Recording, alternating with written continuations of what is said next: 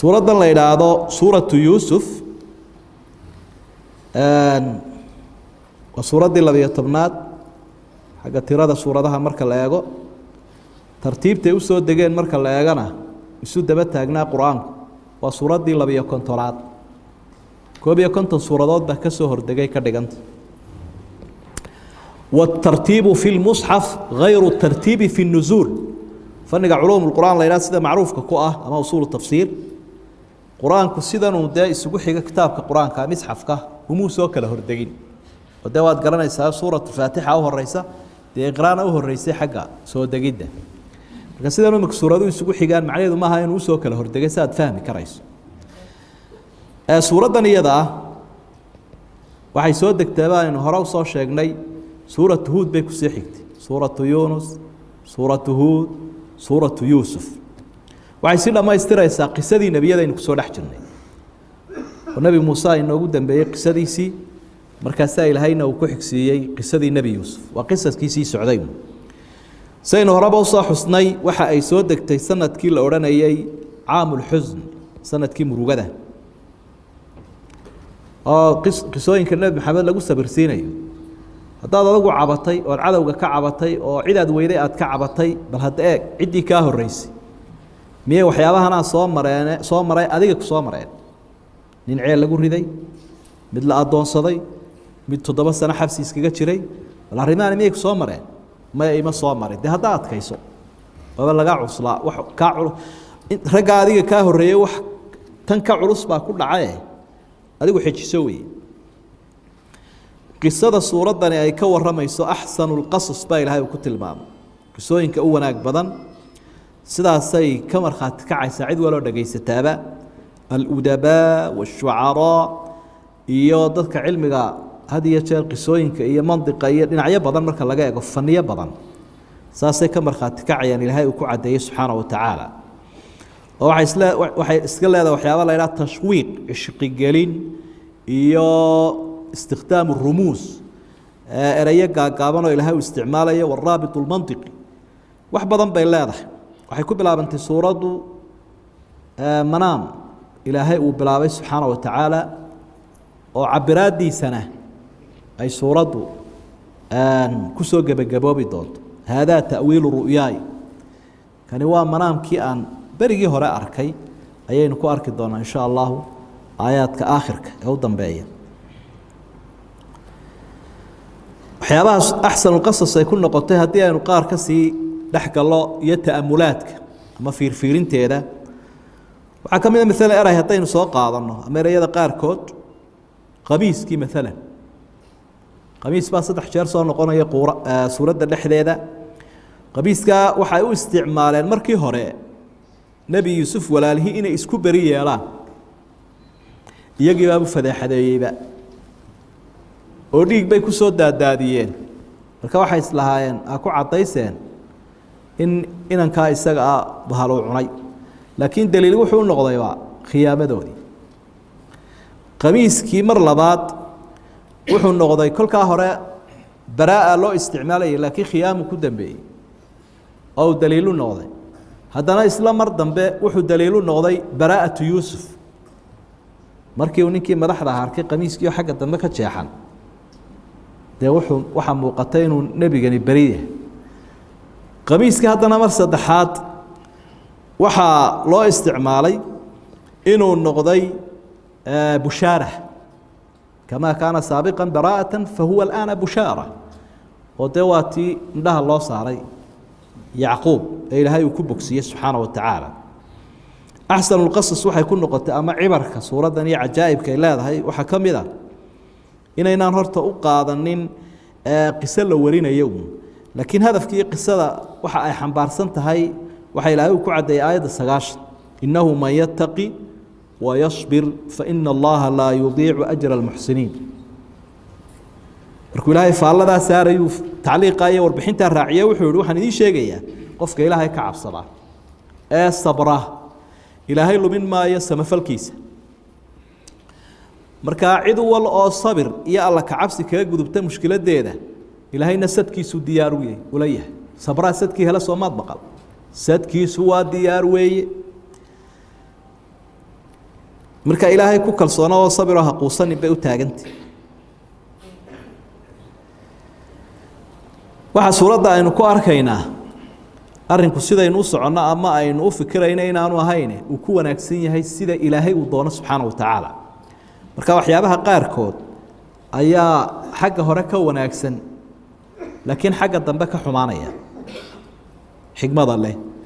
مثلا jacaylkii nebi yuusuf aabihii uu jeclaaday wax wanaagsan weeye inuu waalidkaaga ku jeclaado laakiin muxuu ku dambeeyey inuu ceel galo ayuu ku dambeeyey sidoo kale in ceel la galaa waa dee dhibaato weyn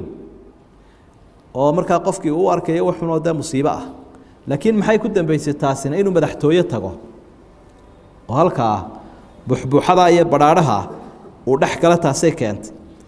in meeshaa dee iska barwaaqada le iyo gurigaa madaxtooyada la iskaga raaxaystaana iyaduna dadku wax wanaagsan bay u arkayaan laakiin tiina maxay keentay inuu xabsi galo xabsi inaad gasho waad la yaabsan tahay hor meesha maxaa ku keenay baad leedahay laakiin xabsigii muxuu isaguna dhalay inuu madaxtooye galo haddana meeshiiba u sarreeyaba idan marka arrintaasi waxay ku tusinaysaa qofka mu'minka ah la leeyahay arrimuhu siduu ilaahay u doonun ku arago adigu ha yaabyaabin dhabanna haystina yuu kugu dhicin ixbaad yuu kugu dhicin macnaha innaguna haddaynu arkayno casrigan aynu joogno muslimkiioo la bukaasayo meel walba ka qaylinaya waa musiibo aynu arkayno aynu leenahay ama jeclaan lahayn war maad aragtid gaaladan oo kalun laga guulaysanayo muslimka calankiisii awooddiisu ay taagan tahay laakiin tanaad sharaysanaysunba haddana tu wanaagsan ku dambayn doonto sida aynu arkayno suuraddu marar badan waxaa ku soo noqonaya ereyga quusashada oo dadka loo diidan yahay falama stayasuu minhu khalasuu najiyan markii ay ka quusteen bay faqeen walaa tayasuu min rawxi illaah naxariista ilaahay ha ka quusanina innahu laa yayasu min rawxi illaahi ila alqowmu alkaafiruun dad gaalaahun baa naxariista ilaahay ka quusta mar saddexaad xataa ida stayasa rusulu wadannuu annahum qad kudibuu jaaahum nasruna aakhirka suuradda markay rasuuladii quusteen ayuu gurmadkii alla yimi marka ereygaa macnihiisu waxa weeye la soo celcelinayaa amalka iyo yididiilada hawaayin oo quus wax la yidhahda ayuu kugu badinoo kugu badan inuu kugu dhici quusa ku tegina rajada alla ku noolow asbaabtiiyo dadaalkana badi nebi maxamed calayhi salaatu wasalaam waxyaabaha nebi yuusuf iska shabahayaan waxaa ka mid a dee nebi yuusuf dalkiisiiyo falastiina buu ka cararay rasuulkana sala allahu calayhi wasalam ha kuu sahlanaata baa la leeyahy inaad baka iskaga tagto ilaa in yar kadibba uu hijroodee ehelkiisiina wuu ka tegey nebigana calayhi salaatu wasalaam waxaa la leeyahay ha kuu sahlanaato inaad ehelkaaga iskaga anbabaxdo aad ka dhaqaajiso sidaasoo kale isagoo intaasoo dhamme ay ku dhaceen buu guulaystay adiguna waad guulaysan doontaa bushaaradaasay sheegaysaa suuraddu waxaa kaloo suuradda laga fahmaya haddii ay dhacdo in dadku ay guushaa helaan inaanay ku kibrina laakiin ay ogaadaan fadli ilaahay inayt idaa jaaa nasru llaahi waalfatxu wara'ayta annaasa yadkhuluuna fii diin illaahi afwaajan fasabbix bixamdi rabbik wastakfiruu innahu kaana tawaaban markaad nasriga heshe wixii oo baqa ahay iyo wixii oo dhan aad reebtay islaamkii lagu soo uruuro ilaahay tasbiixdiisa iyo dikrigiisa badi nebiganna aayadda qisada u dambaysay 101 waxa uu leeyahay rabbi qad aataytanii min almulk wacallamtanii min ta'wiili alxaadiid faadira asamaawaati waalard anta waliyii fi dunya waalaakhira tawafanii musliman waalxiqnii bisaalixiin saasuu ku ducaysanaya macnaha awood uu leeyahay waxaanuu helay iyo madaxtinimadan iyo farajkan uma arkaya wix ilaahay uu siiyeyba ku qancay waana sida saxda ah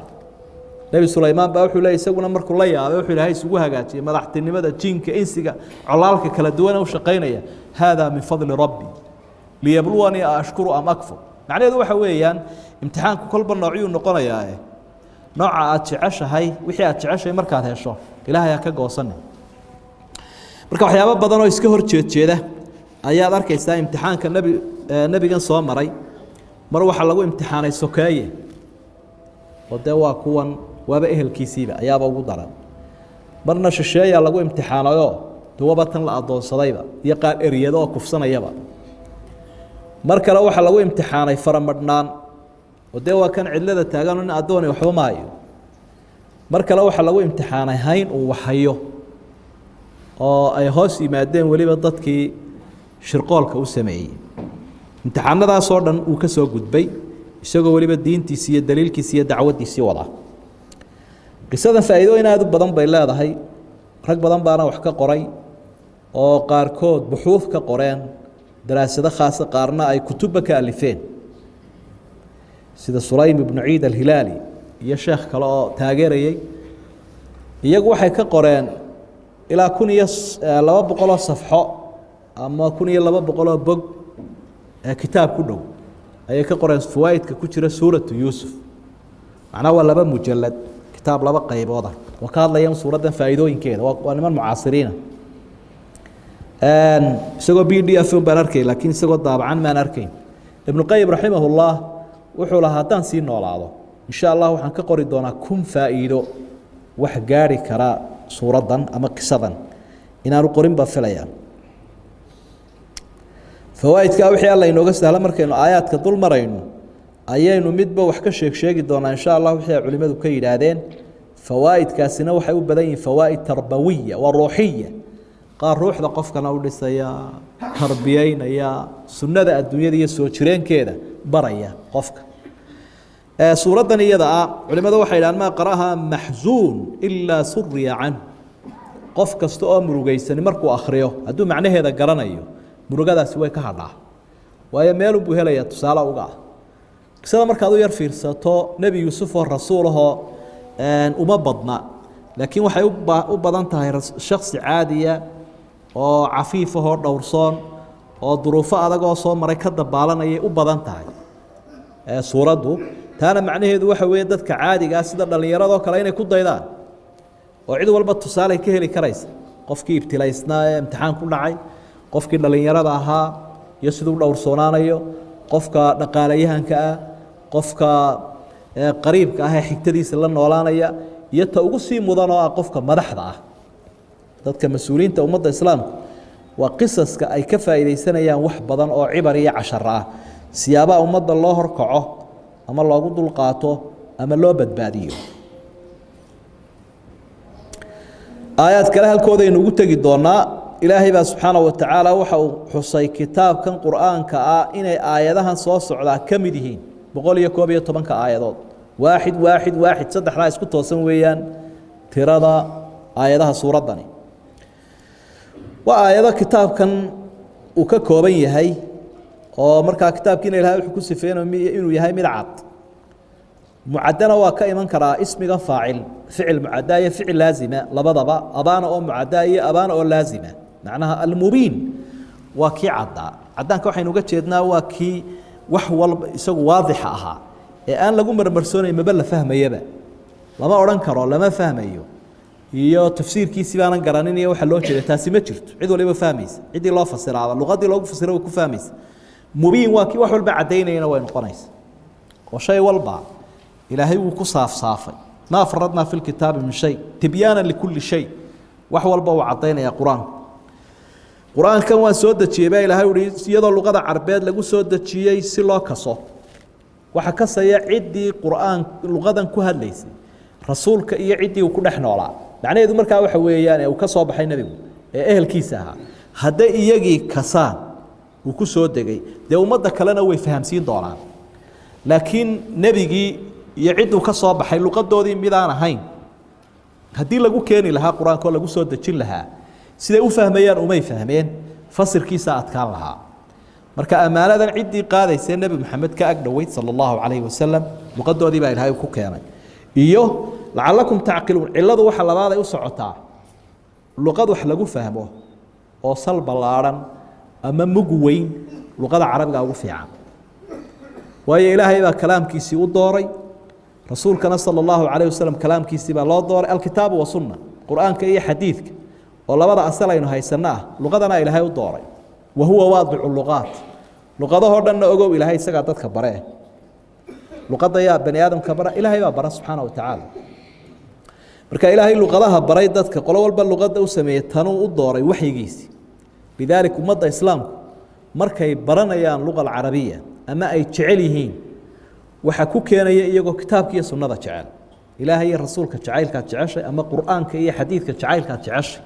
ayaad ku jeceshahay luqadii uu ku soo degayna oo luqada ku baranaysa waxyaabaha waajibaadka ummadda islaamka u yaala iyo aqoon-yahankooda waxaa ka mid ah inay luqadan difaacaan horumariyaan bartaan ku hadlaan laakiin afareero ingiriisiya intoo tuurtuurta haddaad ilmaxnimo ka daydo tanna aad xagga dambe iska dhigto ood ilaahay iyo rasuulkaba afgaran weydo aqoon-yahanimadaada maxay sheegi halkeese maraysa aqoon-yahanimada aad ilaahay iyo rasuulka ku afgaran weydo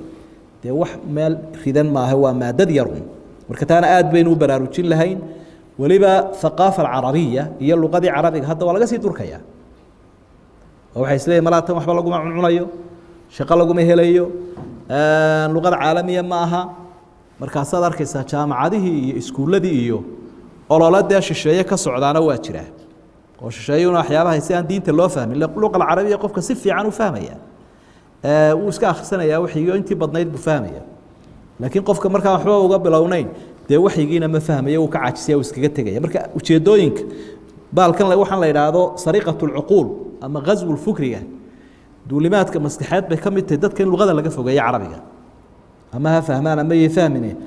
arrintaasi waa arrin jirto waaqiciya oo lagu xisaabtamo oo la maalgeliyo oo United Nationka hay'adaha u qaabilsan hawlaha ayaa qayb ka mid ah xil saaranta sidoo kale waxa nasiib darro noqotay dadkii luqadan ku hadlayay ee carabta ahaa iyaguna kuwaasay rumaysteen oo luqadoodii bay ka faanayaan mararka qaar baad arkaysaa madaar carbeed intood ka degto ayaa wuxuu ku odhanayaa foomka English ku buuxi oo carabi ha iga buuxinin buu ku leeyahay haddaba waa kii carabida hirgelin lahaa maal dhaqaale ku bixin lahaa marka nasiib darrada ayaga ku dhacday kuma raacsanine mar hadday tahay luqadii noo dhaxayso oo keligood aanay lahayn iyaga waxabay gaaladu kula dadaaleen inay isticmaalaan waxa la yidhaha lahjada allahja lahjada waxa weeye luqadaha yareed jajaban ee suuqdiga maxalliga ah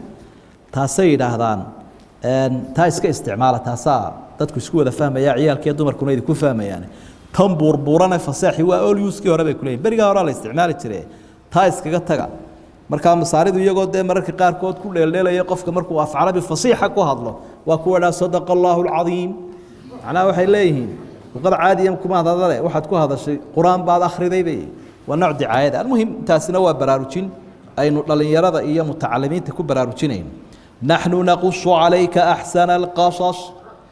qisooyinka kuwa u wanaagsan baanu ku warramaynaa sidee u wanaagsantaha waa innagaa soo sheegnay qaar ka mida waanaynu arki بما أوحينا إليك هذا القرآن بعد سببية ماذا مصدرية بإيحائنا إليك هذا القرآن قرآن كانوا أنكوا حيوني سببتي ساتكوها شيء سواء كان مع معان أو ناكسن وإن كنت من قبل لمن الغافلين قرآن ككور غافلين تتكبل هاي معناه وركن ماذهين qisadii baaba markaa halkaa ka bilaabantay iyo nebi yuusuf baa aabbihii la hadlo wuxuu ihi aabba waxaan arkay 11 xidigood iyo qoraxdii iyo dayaxii oo ii sujuudsan nebigaasina wuxuu ku yihi aabba qisadaada ha u sheegin walaalaha way ku shirqoori oo shaydaanka cadow oo isku kiindiri halkaa waxaynu ka faa'iidaysanay qisadu ama manaamku riyadu markay tahay wax wanaagsan inay sideeda loo cabirayo lam yabqa min an-nubuwati illa al-mubashiraat nebinimadii waxaa ka hadhay in waxyaabaha bushaareeyey buu nebigu calayhi salaatu wasalaam alru'ya saalixa riyada wanaagsan weeye waxyaabaha bushaaraynaya yaraaha almu'min aw turaa lahu qofka mu'minkaaba riyadaa wanaagsan arkaya ama loo arkaya sujuuddanna xagga dambe aynu ku fasiri doonaaye waa sujuud tashriifa laakiin maaha sujuud ulcibaada waalidkiisa iyo ehelkiisu ku maamuusaya berigaa waa la ogolaa laakiin sujuud cibaado ilaahay unbaa iskale subxaana wa tacaala tafsiirkeeduna xagga dambe inoogu iman doonaa gebagabada qisada aayadda 100 baan filaya meelaha inay noqon doonto nabigani waa nabi cilmi leh khibradda leh yacquub inankiisii uu la hadlo ha u sheegin buu riyada taasina wuxuuna tilmaamaysaa faa'iidada ku jirta ay tahay waxyaabaha qaarkood inay ku habboon yihiin in la qariyo siiba marka loo baqayo laga baqayo cid xasad leh istaciinuu umuurakum bilkitmaan fa ina kulla dii nicmatin maxsuud أثر باسدا أها نعمة إلهي وذن سيء قرصودي لأوجادا قف كستون نعمة وان لحاسدا هذا هو حاجة كشة كيس قارب بكرتوب دقة يوكل طوريا أنت أنا ماشي بجارسين نبدأ فتنة هذه يشير قرابة يا أهل كنحد عرا إنه قدم بيا أو سوري حيو أبابولا يا شيطان إلهي وعد سبحانه وتعالى تذكر يسكوا ذا فتنة سيء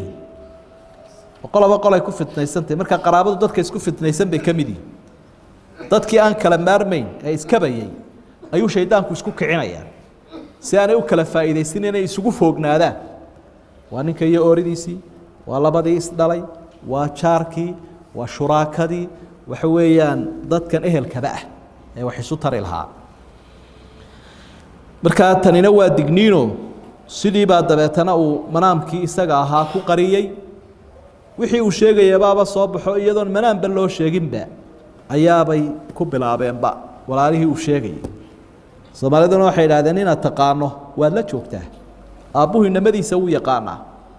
inankana uu yaqaanaa iyagana uu yaqaanaa kale waxba ka soo neefneefooda uu arkay marka kaydkii uu sheegayay ayaynu xagga dambe ku arki doonaa bilaabnay Allah subhanahu wa ta'ala